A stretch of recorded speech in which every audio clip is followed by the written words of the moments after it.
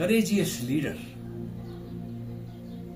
जंगबहादुर कुँवर राणालाई पनि बिर्सन सकिँदैन। उहाँले निम्न स्तरबाट आफ्नो जीवन स्टार्ट गरेर उहाँको सकारात्मक सोच, उहाँको निरन्तर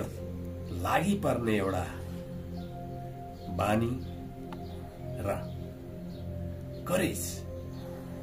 जे पनि गर्न आँट गर्ने साहसका प्रतिमूर्ति जंगबहादुर कुँवर राणाले आफ्नो निम्न स्तरको जीवनबाट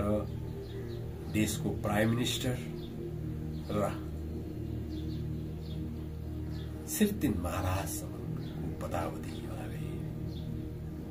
गेन गर्न सफल